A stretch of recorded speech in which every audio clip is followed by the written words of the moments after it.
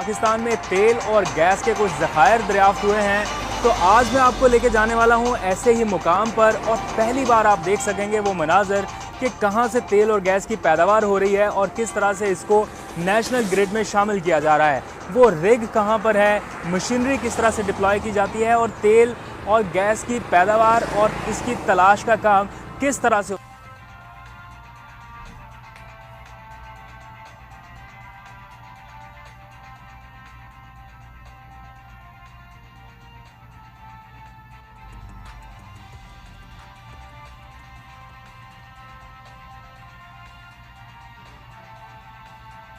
कि हम जिस जगह पर जा रहे हैं यानी जहां पर तेल की दरियाफ्त हुई है वो बकरियां चराने वाले एक शख्स की ज़मीन है। आप ये भी जान पाएंगे कि ये बकरियां चराने वाला शख्स आज किस हाल में है और रॉयल्टी की मद में OGDCL इसको क्या दे रहा है। तो हम पहुंच चुके हैं ज़िला कोहाट के एक निवाही इलाके में जहां तेल और गैस के नए ज़खायर की दरियाफ्त की जा रही है। मैं आपको वहां पर भी लेके चलूँगा जहाँ पर ज़खायर दरियाफ्त किए जा चुके हैं, लेकिन अभी फ़िलहाल आपको यहाँ पे लेके आया हूँ ताकि आप पहला प्रोसेस जान पाएँ कि पहला मरहला शुरू कहाँ से होता है। ये जो मशीनरी आप इस वक्त देख रहे हैं इसे रिग बोलते हैं।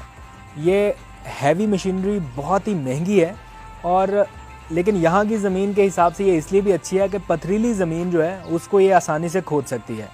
तो हज़ारों फुट नीचे इसकी खुदाई का चूँकि काम करना है तो उसके लिए इसी तरह की हैवी मशीनरी डिप्लॉय करना ज़रूरी होता है और इसमें बहुत बड़े बड़े वर्मे या आलात की मदद से ड्रिलिंग का काम किया जाता है। मेरी तरह कभी आपने भी ये सोचा होगा कि आखिर इन इंजीनियर्स को या जो माहिरीन हैं इनको कैसे पता चल जाता है कि इस ज़मीन के टुकड़े के नीचे गैस या ऑयल का ज़ख़ीरा मौजूद है। तो यहाँ पर जो आसपास हमारे इंजीनियर्स हैं OGDCL के सारे, इनसे मैंने पूछा कि आप थोड़ा हमें बताएं तो सही कि आप इतनी ज़्यादा इन्वेस्टमेंट कैसे कर लेते हैं ऐसी जगहों पे, कैसे आपको पता चलता है कि यहाँ पे ऑयल और गैस है। तो उन्होंने बताया कि इसकी खुदाई का अमल शुरू करने से पहले कई महीनों तक मुख्तलिफ़ किस्म के जियोलॉजिकल सर्वे कराए जाते हैं और ज़मीनों की लहरों के साथ साथ जो मट्टी के मुख्तलिफ़ नमूनों के तज्ज़िये किए जाते हैं और उसके बाद फिर माहिरीन इस नतीजे पर पहुँचते हैं कि इस ज़मीन के नीचे गैस या ऑयल का ज़ख़ीरा मौजूद है। तो बिला तख़ीर आइए चलते हैं ऊपर के मनाज़र आपको दिखाता हूँ, रिग के ऊपर चलते हैं और वहाँ के मनाज़र आपको दिखाता हूँ कि किस तरह से ड्रिलिंग की जा रही है।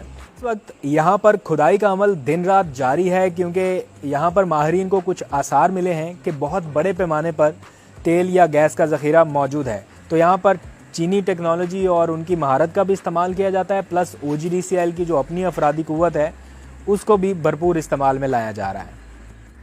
खुदाई के इस काम पर कम से कम अरबों रुपए की लागत आती है और कभी कभार सारी मेहनत और कोशिश बेकार भी चली जाती है जब टारगेट मुकम्मल होने पर इनको पता चलता है कि नीचे कुछ भी मिला नहीं है, ना गैस है, ना तेल है, ना कोई और चीज़।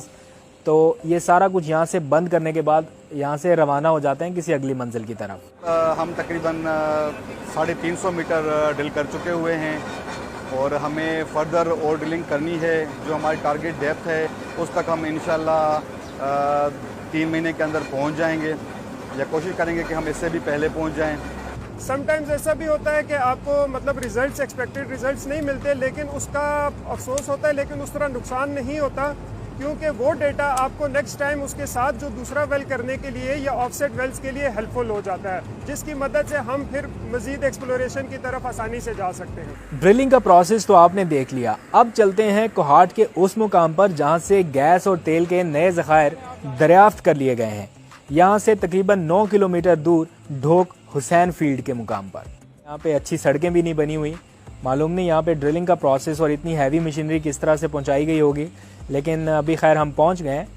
और जब भी कहीं पर तेल और गैस की तलाश का अमल मुकम्मल हो जाता है यानी तेल और गैस मिल जाता है तो उसके बाद सारी मशीनें यहाँ से हटा ली जाती हैं और फिर क्रिसमस ट्री की शक्ल का एक बहुत बड़ा वॉल यहाँ पर कुएं के ऊपर लगा दिया जाता है, जिसका काम यह है कि तेल और गैस को ये अलग अलग फील्ड में भेजता है, यानी एक ही साथ दरियाफ्त होने वाली दो चीज़ों को बिल्कुल अलग अलग फील्ड्स में मुंतकिल कर दिया जाता है। इस वक्त मैं एक ऐसी साइट पर मौजूद हूँ जहाँ पर तेल और गैस की कामयाब दरियाफ्त की गई है। इस वक्त आप ये जो मीनार सा एक देख रहे हैं, ये बेसिकली एक रिग है या वो पॉइंट है जहाँ से तेल और गैस की ड्रिलिंग का आगाज़ होता है। पहला मरहला है जहाँ से तेल और गैस की पैदावार के लिए OGDCL की टीमें जो हैं वो दिन रात मेहनत करती हैं। यहाँ से अगर कामयाबी मिल जाती है, तेल और गैस निकल आता है, तो उसके बाद फिर अगला मरहला आप मेरे इस तरफ देख रहे हैं। ये एक प्लांट है जहाँ पर तेल और गैस अलग अलग किया जाता है। यहाँ से गैस जो है वो SNGPL की पाइपलाइंस के ज़रिए आप देख भी रहे हैं, इनके ज़रिए ये नेशनल ग्रिड में शामिल हो जाती हैं और जो क्रूड ऑयल है वो फिर यहाँ पर यानी खाम तेल जो है वो इन कंटेनर्स में सप्लाई कर दिया जाता है एक पाइपलाइन के ज़रिए। ये सारे कंटेनर फिल किए जा रहे हैं और यहाँ पर जिस कंटेनर पे हम मौजूद हैं, इस कंटेनर में भी अब ऑयल जो है वो सप्लाई किया जा रहा है, क्रूड ऑयल वहाँ से यहाँ मुंतकिल किया जा रहा है। इसके बाद फिर इन्हें रिफाइनरी के लिए भेजा जाता है एक अलग जगह पे। उसके बाद फिर ये आपके और हम सब के इस्तेमाल रही, वो अपनी आंखों से देख लीजिए कि ये प्रोसेस यहाँ पर चल रहा है। OGDCL की टीमें मेहनत कर रही हैं दिन रात और हद्दुल इम्कान कोशिश की जा रही है कि नए से नए ज़खायर जो हैं उनको दरियाफ्त किया जाए और इस सिलसिले में कामयाबियाँ मिल रही हैं। जगह जगह पर रिग्स लगाकर नई ड्रिलिंग जो है वो की जा रही है। अच्छा, दिलचस्प बात यह है कि जहाँ पर ये तेल और गैस की दरियाफ्त हुई है, ये सारी ज़मीन एक ऐसे शख्स की है जो बकरियाँ चराता था और OGDCL ऐसे अफराद जिनकी ज़मीनों पर खुदाई का काम किया जाता है उनको रॉयल्टी की मद में भारी मुआवजा भी फराहम करता है। और ऐसे ही कुछ बकरियां चराने वाले के साथ भी हुआ है और उसको ज़मीन पर तेल निकलने के बाद भारी मुआवजा भी दिया गया है रॉयल्टी की मद में, और उसके ख़ानदान के कुछ लोगों को अच्छी मुलाजमतें भी दे दी गई हैं और ख़ुद उस बकरियां चराने वाले शख्स को एक कीमती गाड़ी भी दी गई है। ये जो मालिक है ज़मीन का वो माशाल्लाह बहुत अच्छा आदमी है, उसने हमारे साथ बहुत अच्छा कॉपरेशन किया। लेकिन मैं बात कर रहा हूँ कि वो जिस तरह से वो बकरियाँ चरा रहा था, फिर उससे हमने बुलाया, लेकिन उसने कहा कि जी आप हमें ये बता दें कि साइन कहाँ करने हैं, आप अगर तेल निकाल सकते हो तो बड़ी अच्छी बात है, हमारे लिए भी ये खुशहाली का बायस होगी। तो अल्हम्दुलिल्लाह जब ये एक वैली कामयाब हुआ है तो यहाँ पे ये ज़मीन हमने प्लांट के लिए भी ले ली, जो कि बंजर ज़मीन थी, ऐसा जिससे कोई वो नहीं था उसको ज़्यादा फ़ायदा, लेकिन अल्हम्दुलिल्लाह अब उसको काफ़ी ज़्यादा फ़ायदा हो रहा है। और मुझे खुशी हुई उसको देख के, उस दिन वो क्वार्ट में मुझे मिला तो गाड़ी पे आया हुआ था। जी, तो इस वक्त मैं ज़िला कोहाट के तो गैस फील्ड पर मौजूद हूँ और यहाँ पर आप इस वक्त मेरे रकम में देख सकते हैं ये एक प्लांट है जिससे गैस और ऑयल की प्रोडक्शन का बाकायदा आगाज़ कर दिया गया है, जितना जाता है और पाइपलाइन के ज़रिए फिर उसकी डिस्ट्रीब्यूशन जो है SNGPL तक होती है।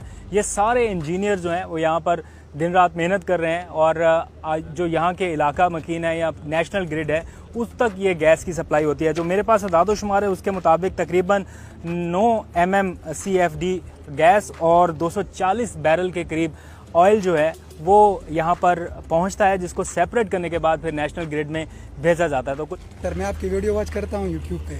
अच्छा जी सर, अब्दुल कादिर नाम है आपका यूट्यूब चैनल का। हाँ, डेली देखते हो?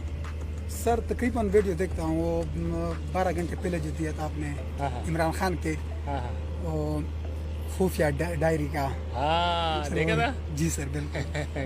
Good good good. सर 3 तारीख को आपकी बर्थडे थी। अरे तो मैं ये भी याद है। सर मैं वॉच करता हूँ आपकी। Thank you Mirjan. क्या नाम है आपका? सर आपका फैन हूँ, अकील खान। अकील खान।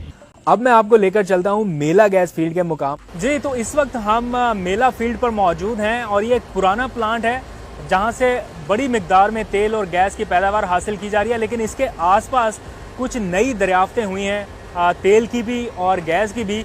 बताया गया है कि 500 बैरल योमिया नई इंडक्शन कर दी गई है इस प्लांट में और 300 मिलियन मकब फुट के करीब गैस जो है वो भी इस प्लांट में शामिल कर दी गई है, जिसके बाद टोटल पैदावारी सलाहियत बढ़ गई है और अब 1900 बैरल योमिया इस फील्ड से तेल हासिल किया जा रहा है, खाम तेल, और इसके साथ साथ 1600 मिलियन मकब फुट के करीब योमिया गैस पैदा हो रही है। ये एक बड़ा प्लांट है, आप इस वक्त देख भी सकते हैं। जदीद मशीनरी जो है वो यहाँ पर लगाई गई है और यहीं पर ऑयल डिपोज जो हैं वो भी बनाए गए हैं ताकि जो खाम ऑयल है उसको यहाँ पर स्टोर किया जाए और फिर बड़े बड़े कंटेनर और जो टैंकर्स हैं उनके अंदर इसको स्टोर किया जाता है। और इस वक्त आप यहाँ पर देख सकते हैं, आपको फ्लेम नज़र आ रहा होगा। ये फ्लेम अक्सर आपने देखा होगा जहाँ पे कहीं पे गैस या तेल का कोई ज़ख़ीरा बरामद हो तो वहाँ पर ये फ्लेम जलता हुआ नज़र आता है। तो हमने पूछा कि ये क्यों है, तो उन्होंने बताया कि एक्स्ट्रा गैसेस जो हैं उनको तल्फ़ करने के लिए अक्सर इसका इस्तेमाल किया जाता है ताकि फ़िज़ा में मौजूद दीगर जो ख़तरनाक गैसेस हैं वो जलकर ज़ाया हो जाएं और नुकसान न पहुंच सके। निष्पा ऑयल फील्ड में जो इस रीजन का सबसे बड़ा मरकज़ है और मुल्क भर में तेल की सप्लाई का बहुत बड़ा मरकज़ तस्वुर किया जाता है। इस वक्त मैं OGDCL के सबसे बड़े ऑयल फील्ड निशपा में मौजूद हूं और यहाँ पर आप मेरे अकब में देख सकते हैं बड़े बड़े ऑयल स्टोरेज टैंकर एक तरह से बनाए गए हैं, जिनमें बहुत बड़ी मिकदार में जो क्रूड ऑयल है वो ज़ख़ीरा किया जाता है। जो यहाँ के लोग हैं वो बता रहे हैं कि 20,000 बैरल यानी तकरीबन 32 लाख लीटर जो इनका टैंक है उसमें आ सकता है और यहाँ से फिर सप्लाई का अमल शुरू होता है। मुल्क भर में जो ऑयल रिफाइनरीज़ हैं वहाँ तक पेट्रोल की सप्लाई की जाती है, जहाँ पर रिफ़ाइन होने के बाद ये मुल्क भर के पेट्रोल पंप्स तक इनको मुंतकिल किया जाता है। यहाँ से पाइपलाइंस के ज़रिए क्रूड ऑयल इन कंटेनर्स में मुंतकिल किया जाता है, जिसके बाद ये मुल्क भर के जो रिफाइनरीज़ हैं मुल्क भर में मौजूद वहाँ पर जाएगा और फिर रिफ़ाइन होने के बाद कुछ अटक पेट्रोलियम के पास चला जाएगा, कुछ नेशनल रिफाइनरी के पास चला जाएगा, कुछ पार्को के पास भेज दिया जाएगा। वहाँ पर इस क्रूड ऑयल की रिफाइनरी का अमल मुकम्मल होता है और उसके बाद फिर ये तमाम पेट्रोल पंप्स पर सप्लाई किया जाता है, जो आप और हम अपनी गाड़ियों में, मोटरसाइकिल में के तौर पर इस्तेमाल करते हैं। पाकिस्तान में इस वक्त जो रोज़ाना तेल की खपत है वो तकरीबन 4 लाख बैरल यौमिया है, जिसमें से तकरीबन 39,000 बैरल OGDCL रोज़ाना की बुनियाद पर पैदा करता है और इतना ही तेल दीगर तमाम कंपनियां मिलकर प्रोड्यूस कर लेती हैं। और पाकिस्तान में कुल खपत होने वाले तेल का तकरीबन 25% जो है वो पाकिस्तान मुकामी सतह पर पैदा करता है। और दिलचस्प बात यह है कि यहाँ से जो तेल निकाला जाता है उसकी रॉयल्टी, तनख्वाहों के अखराजात और ज़मीन का रेंट, ये सारा कुछ अदा करने के बाद जो उसका अखराजाती कीमत इनको पड़ती है कंपनियों को, वो 250 रुपये पर बैरल है। यानी एक बैरल में 160 लीटर अगर फ्यूल होता है तो 160 लीटर फ्यूल इनको सिर्फ 250 रुपये में पड़ता है अपने तमाम अखराजात निकालने के बाद। अब इसके बाद रिफाइनरी जब होती है और उसके बाद फिर उसकी मुल्क भर में सप्लाई का सिलसिला शुरू होता है, तो जो उसका कैरेज कॉस्ट पड़ती है और हुकूमती टैक्स जब उसमें इंक्लूड हो जाता है तो ये इतना महंगा हो जाता है कि 250 रुपये में एक बैरल मिलने वाला तेल आपको 100 रुपये फी लीटर में दस्तयाब होता है। तो इस निशपा ऑयल फील्ड में तेल और गैस के साथ साथ LPG का भी बहुत बड़ा एक प्लांट है जो मुल्की ज़रूरियात का तकरीबन 50% से ज़ायद पूरा करता है।